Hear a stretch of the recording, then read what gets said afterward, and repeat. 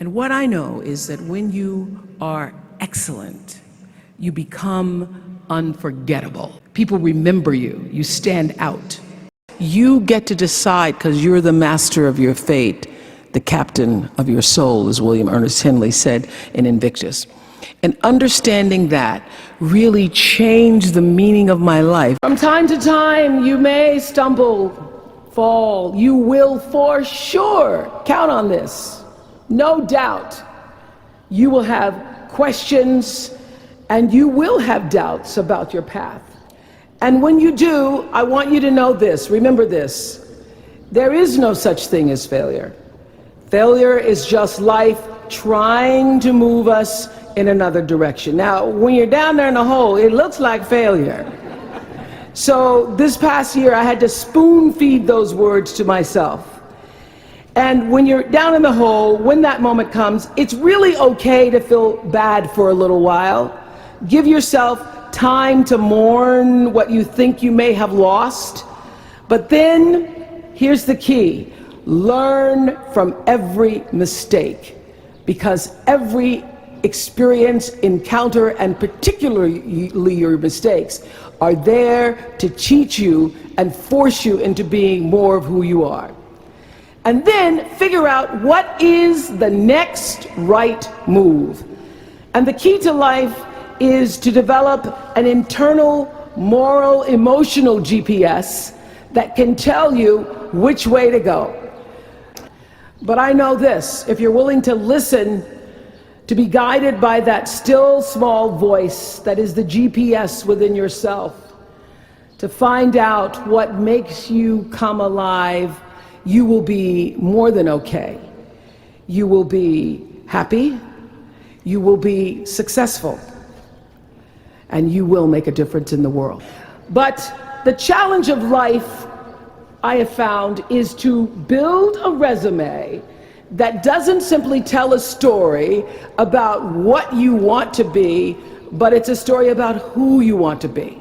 It's a resume that doesn't just tell a story about what you want to accomplish, but why. A story that's not just a collection of titles and positions, but a story that's really about your purpose. Because when you inevitably stumble and find yourself stuck in a hole, that is the story that will get you out. What I've learned is that's a great metaphor for life. You want to be in the driver's seat of your own life, because if you're not, life will drive you. You must have some kind of vision for your life. Even if you don't know the plan, you have to have a direction in which you choose to go. And what I know is that when you are excellent, you become unforgettable. People remember you. You stand out. I want you to live the dream, obedient to the call of the dream. What is the dream for you? What is God's dream for you? What does the Creator's dream hold for you? So often we spend our lives wishing and hoping and hoping and wishing and desiring things. This is what I know for sure. You don't get what you wish for. You don't even get what you hope for. You get what you believe. So what is it you believe and know to be God's dream for you? What is your true calling? What is your dharma? What is your purpose?